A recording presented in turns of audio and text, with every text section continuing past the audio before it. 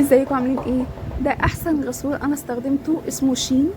بجد كلينر فظيع جدا، بينقي البشره من كل حاجه موجوده فيها، وكمان فيه فيتامين سي وفيتامين اي، وبيحارب يعني علامات تقدم البشره بنسبه 5%. يلا بينا نستخدمه. احنا بنغسل وشنا الاول، وبنستخدم حته صغيره بتكفي الوش كله. يعني احنا ما بنحتاجش ان احنا نحط كميه كبيره عشان نغسل الوش، لا، حتة صغيرة منه بس بتبقى فظيعة. بنوزعه كويس جدا على كل حتة في الوش، ونقعد ندعك فيه كده بالراحة. وانا استخدمت هنا السيليكون. ايوه، بستخدمها، بس بنستخدمها بالراحة جدا على البشرة، علشان يعني ما تقعديش تدعكي وتحفري في وشك، لا، بالراحة.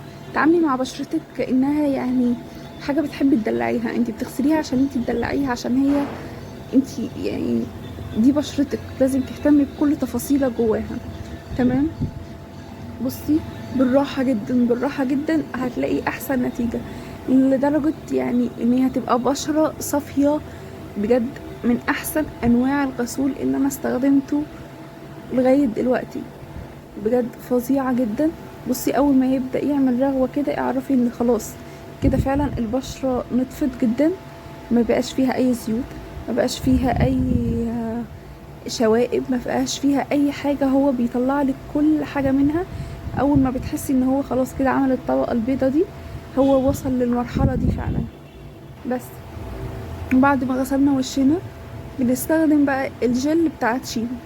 بيبقى فيه برضو فيتامين سي وفيتامين اي، وبيحارب برضو التجاعيد. وبصوا، حتة برضو صغيرة جدا من الجل ده بنوزعها على كل حتة في الوش. بجد فظيع جدا.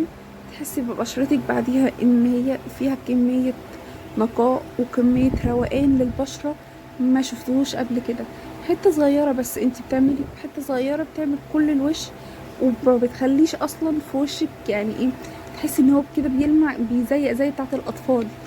البشرة بترجع تاني زي بيبي، كأنك بترجعي بيبي تاني من الاول وجديد. بجد شين منزلة منتجات فظيعة جدا، جميلة جدا. ودي مش اول مرة استخدمه، بس بجد انا مبسوطة ان انا استخدمت شين تاني. يلا باي.